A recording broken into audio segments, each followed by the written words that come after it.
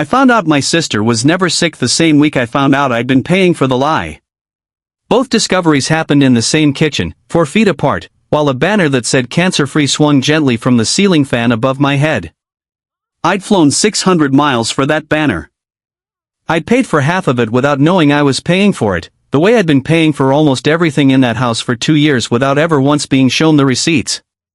My name is Margot Calloway. I'm 34 years old, and I want to tell you exactly how a family can hand you a diagnosis instead of a debt, because a diagnosis is the one bill nobody ever asks to see itemized.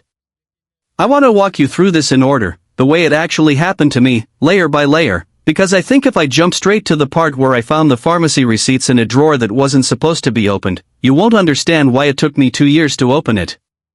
Stay with me through the slow part first. The slow part is where they built the whole thing. Let me tell you who I was before any of this, because none of what happened makes sense without it. I grew up the second of 3 kids in a split-level house outside Spokane, the kind of house where the carpet had been replaced exactly once in 30 years and everyone quietly agreed not to mention it. My father, Russ, managed a regional auto parts warehouse, the kind of job that paid steadily and never spectacularly, and my mother, Diane, ran the house with a precision that I mistook, for most of my childhood, for love. It took me until my late 20s to understand that precision and love are not the same instrument, even when they're played in the same room. My older brother, Dean, was 4 years ahead of me and barely registers in this story, mostly because he moved to Phoenix at 22 and built a life quiet enough that nobody in the family ever had a reason to extract anything from him. He calls twice a year. He sends a card at Christmas. He is, in the architecture of my family, essentially furniture in another room. My younger sister, Paige, is 2 years behind me, and Paige is the actual center of gravity this entire story orbits around. Paige was the kind of beautiful that made strangers stop talking mid-sentence, the kind of charming that made teachers extend deadlines they'd never extend for anyone else, and from the time she was maybe 6 years old, our mother treated her like a small, fragile miracle that the rest of us existed to protect. I don't say that with bitterness. I say it because it's the single most important fact in this entire story, and I needed years to actually see it clearly instead of just living inside it. I put myself through a physician assistant program working weekend shifts at an urgent care clinic, and by the time I was 31 I had a stable job, a small but real savings account, and the particular calm that comes from spending your professional life reading lab values and imaging reports for a living. I want you to sit with that detail for a moment, the same way I eventually had to. I read pathology reports, medication lists, oncology referral letters, for actual patients, every single week. I understood exactly what a real cancer diagnosis looks like on paper. I understood staging, treatment protocols, what chemotherapy actually does to a body, what remission actually requires before anyone is allowed to call it that. I am telling you this because it matters enormously for what comes later. I wasn't a woman who simply trusted blindly. I was a woman whose entire professional training should have made this lie nearly impossible to sustain. And it still took me 2 years to see it, because the lie wasn't built for a stranger's eyes. It was built specifically, carefully, for mine. It started on a Tuesday in March, almost exactly 2 years before that banner swung above my head. My mother called me at the clinic, between patients, her voice doing something I'd never heard it do before, a kind of controlled shaking that didn't fit any version of Diane Calloway I'd known for 30 years. "Paige found something," she said. "A lump. She's scared, Margot. She needs you." I drove 4 hours that same night. I sat in my parents' kitchen at 11 p.m. while Paige cried into a dish towel and described a lump in her left breast that she said her gynecologist wanted imaged immediately, and I held her hand, and I believed every single word, because believing Paige had been the family's load-bearing wall for as long as I could remember, and I had never once been asked to check whether that wall could actually hold weight. Over the following weeks, the story thickened the way real diagnoses thicken, except I never once saw the actual paperwork that should have been generating that thickness. A biopsy, she said, scheduled at a clinic 2 towns over, one she said she preferred because the staff there had been kinder to her. A diagnosis a week later, stage 2, she said, the kind of phrase that lands in a family like a stone dropped into still water, and none of us thought to ask why the actual pathology report never seemed to make it into anyone's hands but hers. I offered, immediately, the way I offer everything, to help with costs. Insurance gaps. Specialist co-pays. The particular financial violence that happens to American families the moment a serious diagnosis enters the room. My mother told me, gently, that Paige didn't have great coverage through her part-time job at the boutique, and that every little bit would help, and I want to be honest with you about something here, because I think it's the part people skip when they tell stories like mine. I didn't ask for a single document. Not the biopsy results. Not the oncologist's name. Not an itemized bill. I had spent my entire life as the responsible one in that family, the one who solved problems instead of interrogating them, and asking my sister to prove her own cancer felt, at the time, like something close to cruelty. So I started sending money. $400 the first month, for what my mother described as imaging copays. $600 the next, for a referral to an oncologist 2 hours away who specialized, supposedly, in her specific subtype. The number climbed slowly, the way these numbers always seem to climb slowly, each increase justified by some new specific, plausible-sounding piece of the medical machine, port placement, anti-nausea medication, a wig, because Paige was beginning chemotherapy and didn't want to frighten her future, she said, with a bald reflection in every mirror in her apartment. I never saw her bald. I want you to hold on to that fact, the way I eventually had to hold on to it, turning it over and over, asking myself why I'd never once questioned it. She always had a reason. A photo shoot for work. A bad angle. A headache that made video calls unbearable that particular week. Every single excuse was reasonable in isolation. It was only the accumulation, eventually, that became its own kind of evidence. By month 8, I was sending closer to $1,400 a month, a number that should mean something to anyone who's ever quietly built a financial commitment out of love instead of documentation. $1,400, every month, for treatment I had never once seen a single page of paperwork for, to a sister I loved without question, in a family that had trained me since childhood to be the one who carries weight without being asked whether the weight is real. I told myself I was simply the stable one. I told myself documentation was an insult to someone going through what Paige was supposedly going through. I had decided, somewhere in my late 20s, that being the dependable daughter was worth almost any price, and it took a banner on a ceiling fan to finally show me exactly what that price had actually been. I want to be completely honest about something else, because I think it's important. There were small moments, scattered through those 2 years, where something in me flickered. A pharmacy bag in Paige's car with a name on the label I didn't recognize. A comment from a cousin at a barbecue, something offhand about how good Paige's color looked for someone going through what she was going through. A photo on Paige's social media, posted at 2 in the afternoon on a day she told me she had a chemo infusion scheduled, showing her at a rooftop bar in Seattle, laughing, a drink in her hand, the caption something breezy about needing a break from all of it. Each time, I found a reason to set the flicker down. Chemo schedules get moved. People cope with illness in ways that look, from the outside, like denial. I had spent a decade in clinical settings watching patients handle terrifying diagnoses by performing normalcy in public, and I told myself Paige's rooftop smile was simply that, a mask, not a confession. There's a particular kind of grief in realizing, much later, that you had all the data the entire time, and you simply refused to run the numbers, because running them meant losing something you weren't ready to lose yet.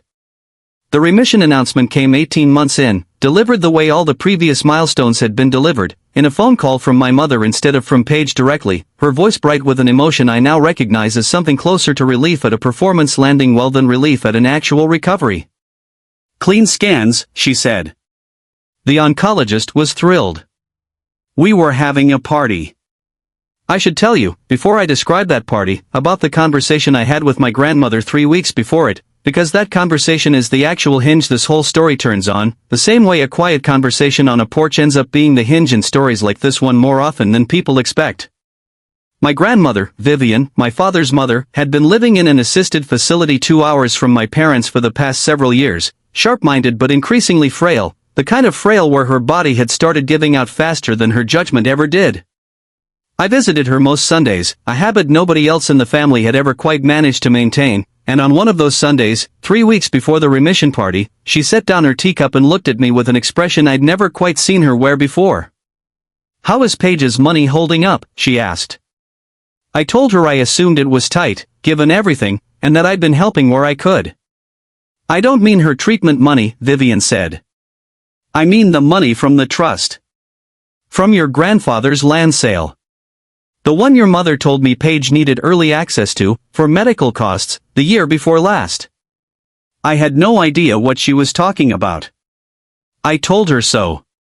Vivian was quiet for a long moment, the particular quiet of a woman recalculating something she'd assumed was already settled. Then she told me about a small family trust, established by my grandfather decades earlier from the sale of a parcel of land none of us grandchildren had ever thought much about, split 3 ways between Dean, Paige, and me, to be released at 35 unless an emergency justified early distribution. She told me my mother had petitioned, as the trust's listed administrator, for an early hardship release of Paige's full share, nearly $90,000, citing medical necessity, almost exactly the same month Paige's diagnosis had first appeared in our family's kitchen. I sat with my tea going cold in my hands, doing arithmetic I genuinely did not want to finish. $90,000, released early, the same month the lump was found. And underneath that, my own contribution, climbing steadily for a year and a half, $1,400 at a time, on top of an inheritance my sister had apparently already accessed in full, for a treatment I had never once seen a single piece of paperwork for. Does Dean know about this? I asked. Dean's share is still sitting untouched, Vivian said. Your mother never asked him for anything. She never has, as far as I can tell. He left early enough that he was never trained the way you were. I want to pause here, because I think this is one of the most important parts of the entire story, more important, honestly, than almost anything that happens afterward. It had never once occurred to me, in 34 years, that my family operated on a careful, almost invisible system of who got asked and who got spared, and that the asking had never been random. It had been engineered, patiently, around exactly the people most likely to pay without checking the math. I didn't say anything to my mother yet. I didn't say anything to Paige. I told Vivian I needed time to think, and she told me, in her slow, unhurried way, that she'd been keeping her own records for longer than I probably realized, and that if I ever wanted to actually understand what I was looking at, I should ask her for the folder she kept in the drawer of her nightstand, the blue one, before I did anything else. I didn't ask for the folder that day. I wasn't ready yet. But I want you to remember it exists, because it becomes the actual hinge this story turns on 3 weeks later, in a kitchen with a banner swinging gently above my head.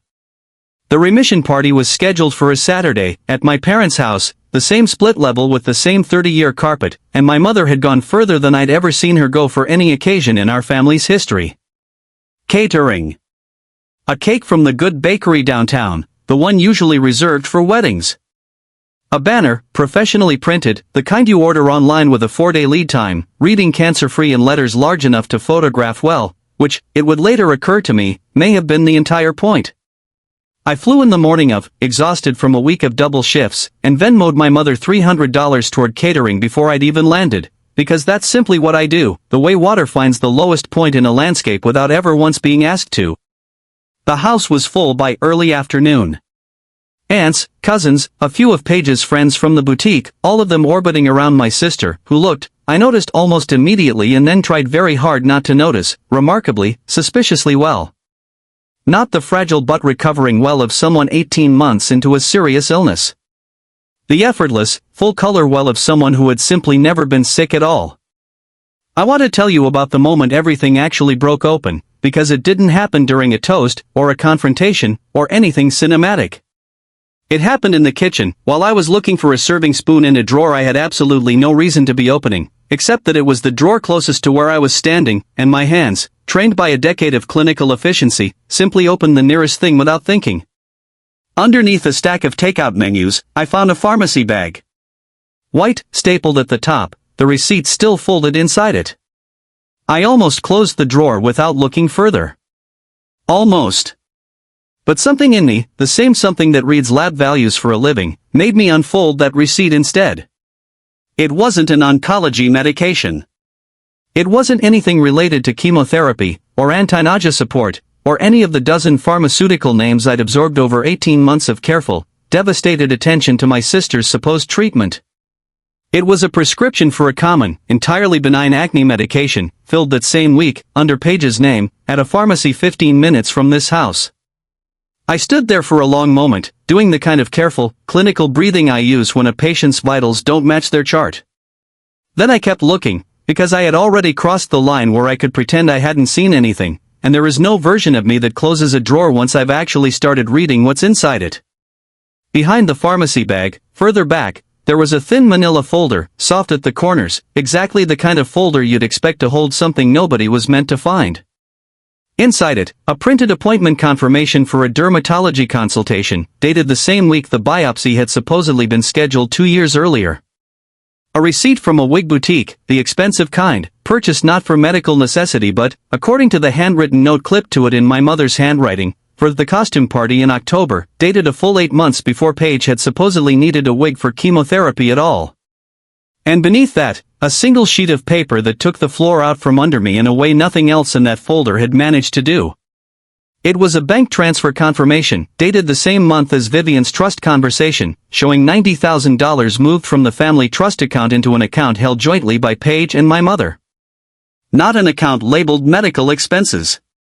An account, according to the transfer memo, opened the same week, named, in the kind of casual shorthand people use for something they never expect anyone outside the family to see, P&D Down Payment Fund.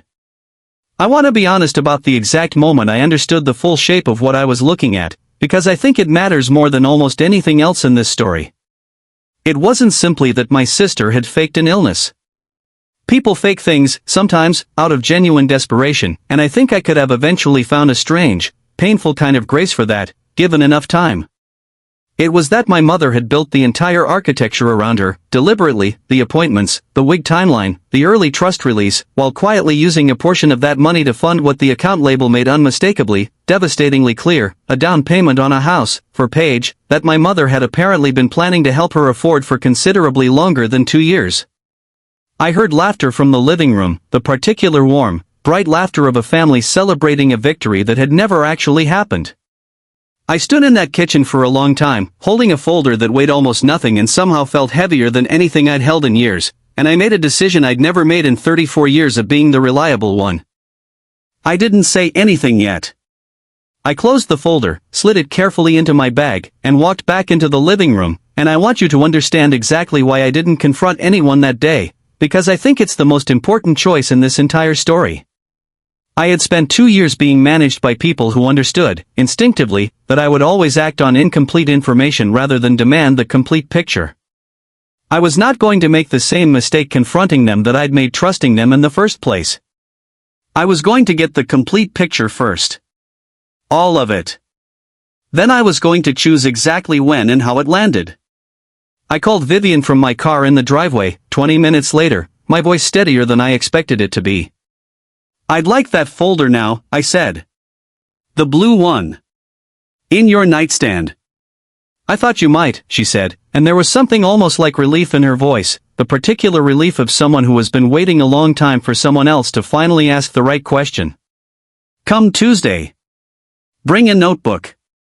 I have to back up several days now, because the folder in Vivian's nightstand, and what was inside it, is the actual hinge the rest of this story turns on, the same way the kitchen drawer had been a hinge, except this one had been waiting, patiently, for over a decade. I drove to the facility on Tuesday after my shift, and Vivian was sitting up in her chair by the window, sharper that afternoon than I'd seen her in months, as though she'd been saving a particular kind of clarity for exactly this conversation. "Your grandfather and I started keeping an eye on this family's money longer ago than you probably realize," she said. "Not because we ever stopped loving any of you.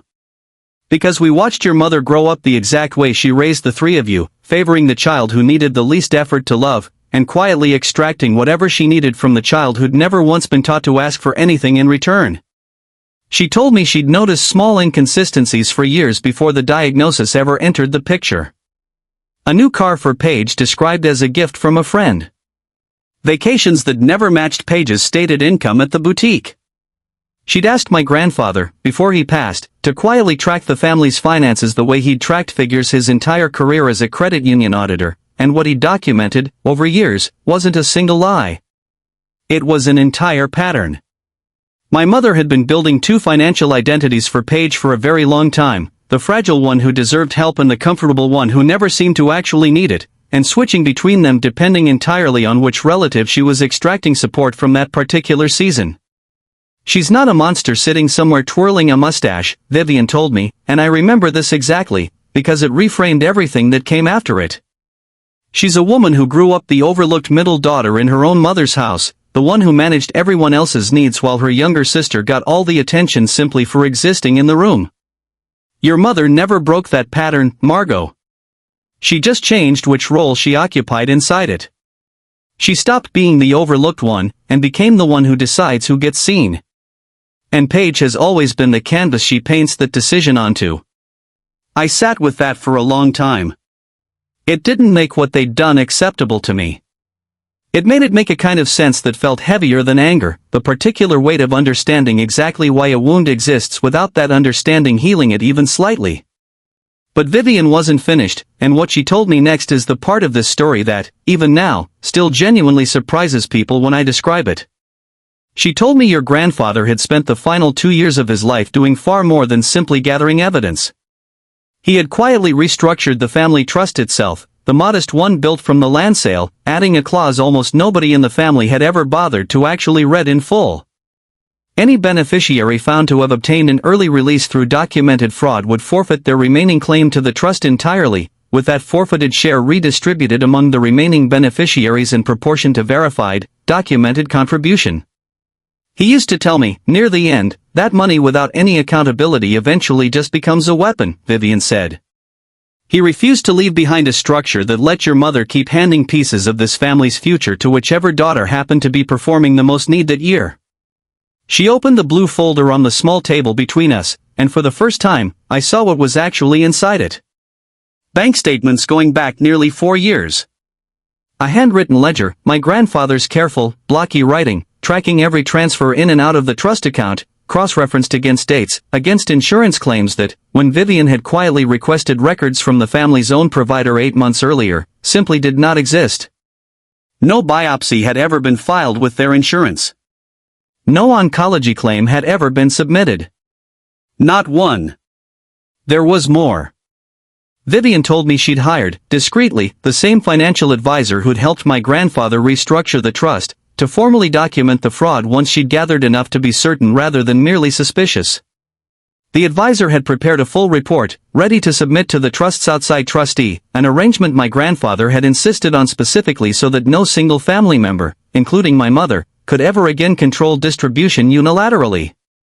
There's one more thing, Vivian said, and this is where the story took its second turn, the one I genuinely did not see coming, even after everything else.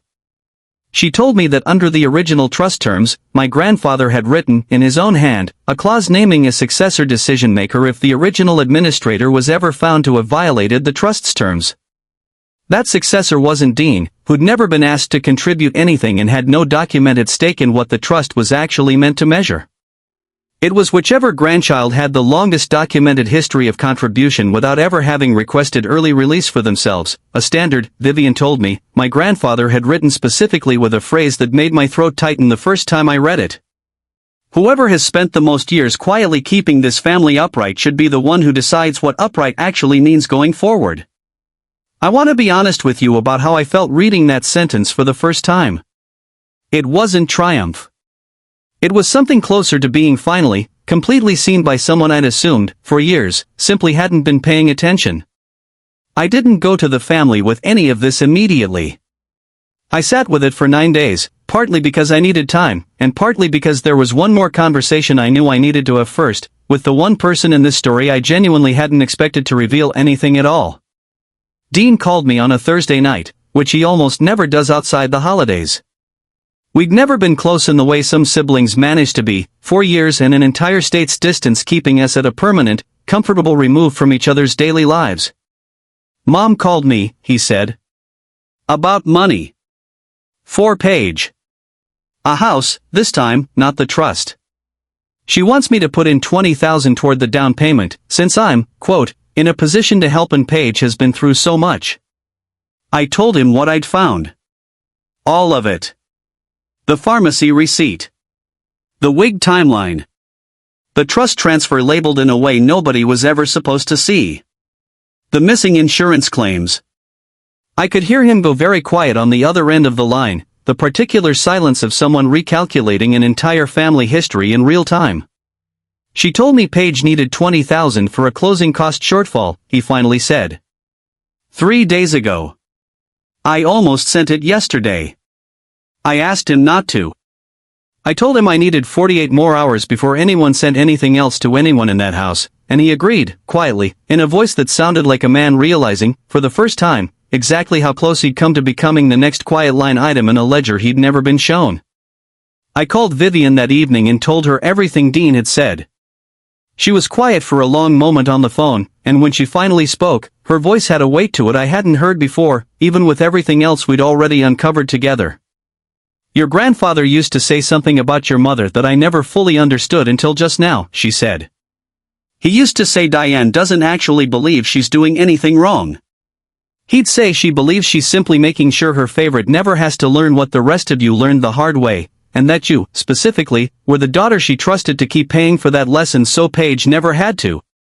He wasn't being cruel when he said it. He was genuinely worried about you, long before any of this happened. I asked her what she thought I should do, specifically, about confronting them. That's not really my decision, Margot, and it's not your mother's either, not anymore. But I'd ask yourself one question before you walk back into that house. Do you want to simply expose what happened, or do you want to make absolutely certain it can never happen again, to you or to Dean or to anyone who comes after either of you? I had an answer by the following Sunday, but it took me most of those 9 days to actually get there, and I want to be honest about how difficult that decision actually was, because I think it's harder, in some ways, than anything else in this story.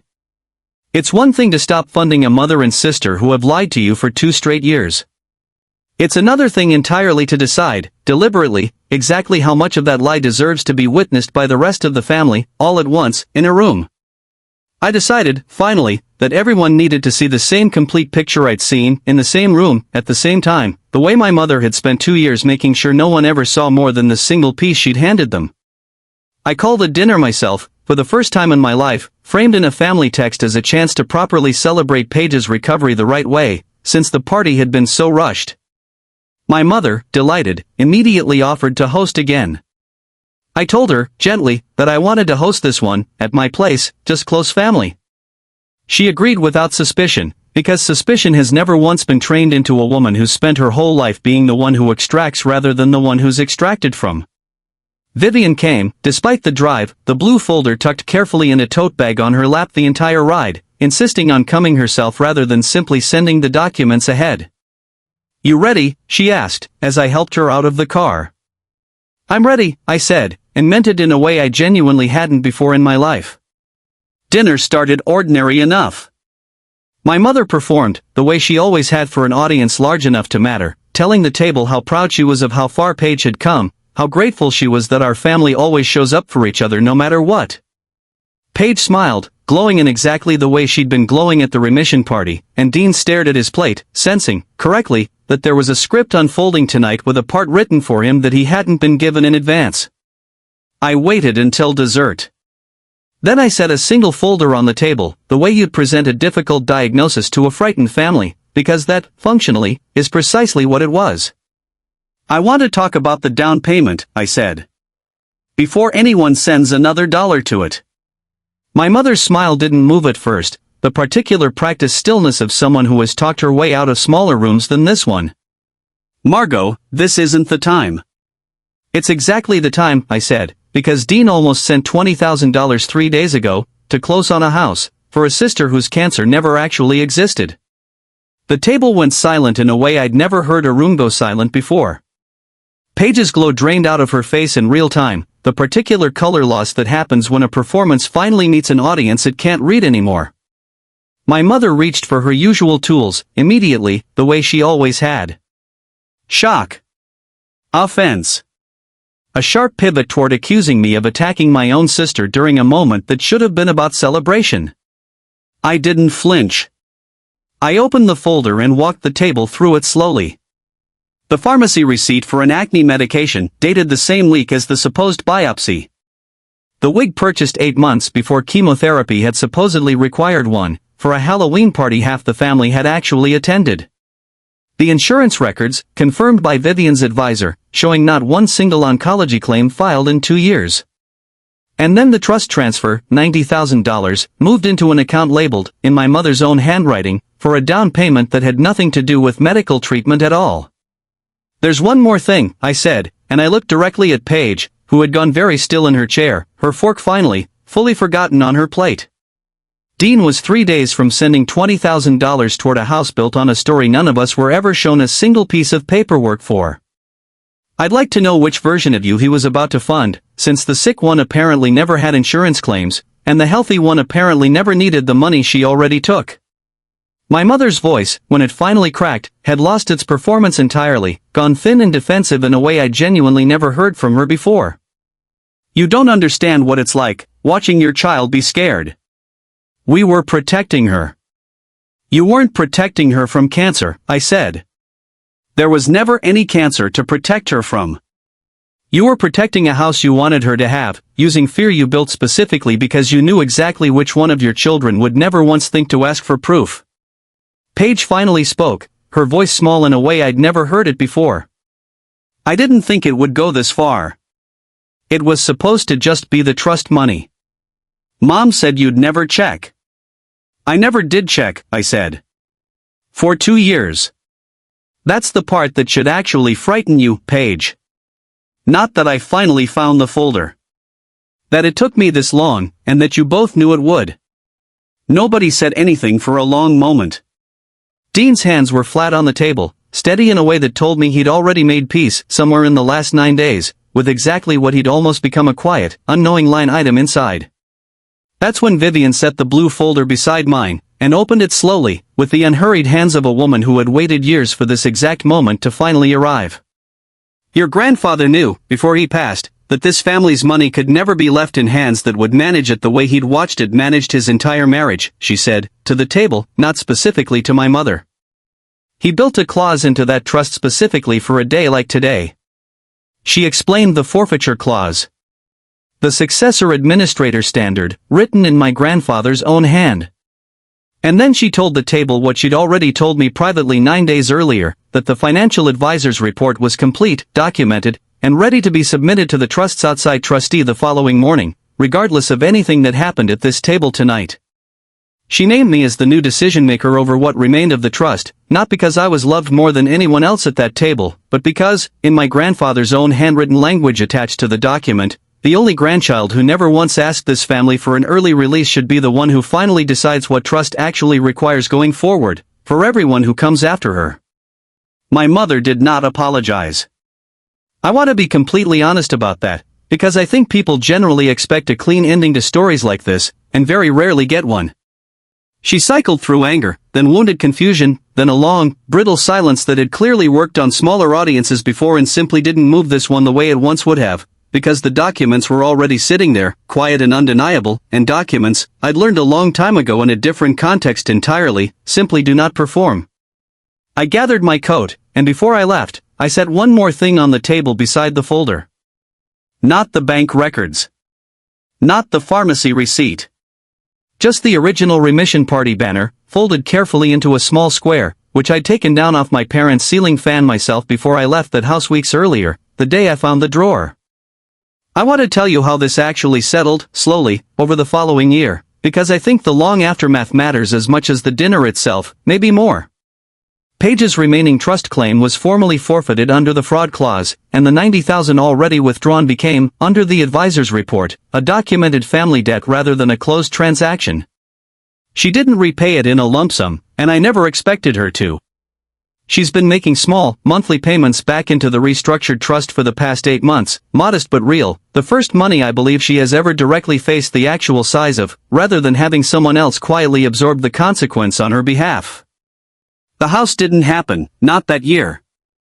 Paige moved into a smaller apartment on her own income from the boutique, something she genuinely never had to do before in her adult life, and called me, nervously, 4 months in, to tell me she'd just made rent on her own for the first time without asking anyone for help. I don't know yet whether that pattern holds. I know it's the first time in her life she's had to find out. My mother stopped hosting large family gatherings for a while after that dinner, the particular silence of someone recalibrating who she thought she'd been protecting, and who she'd actually just been spending. She calls me now, occasionally, briefer than she used to, and I always answer, because some part of me still believes a person can change the architecture they were handed, even late, even imperfectly. Dean's trust share sat untouched, exactly as it always had. Mine grew, slightly, under the redistribution clause, money I never asked for and have mostly left exactly where it sits, because I never wanted this story to end with me simply inheriting the thing I was fighting against in the first place. Vivian passed away 7 months after that dinner, peacefully, in the facility she'd lived in for years, and I was the one who sat with her in the final week, the same way I'd been the one who showed up most Sundays for years before any of this ever happened. I don't think that's a coincidence. I think some people spend their whole lives quietly tracking who actually shows up, and leave their final decisions in exactly those hands. I don't hate my sister. I want to say that clearly, because I think it's the part people are often most surprised by. Hate would mean I was still carrying something that was never actually mine to carry in the first place, and I am finished carrying that particular weight, after 2 years of barely noticing I'd picked it up at all. If there's one thing I genuinely ask you to take from everything I've just told you, it's something my grandmother said to me in that facility, near the very end, her voice thin but completely clear. The people who hand you a story instead of a receipt are very often, without ever fully realizing it themselves, simply telling you which truths they've already decided you'll never check. Open the drawer. All of them, not just the ones that feel safe to open. Not because you should walk through your life expecting betrayal around every corner, but because you deserve to know exactly what your trust has actually been funding, all this time, before you've spent another year quietly mistaking the silence for proof. And if you've ever discovered that the people who called you the strong one were simply the ones who had decided, somewhere along the way, that they would never have to show you their receipts, I'd like to hear about it. You're allowed to talk about that here. You're genuinely not the only one who's lived inside that particular silence, and I don't think you should have to carry it without anyone else ever saying so out loud.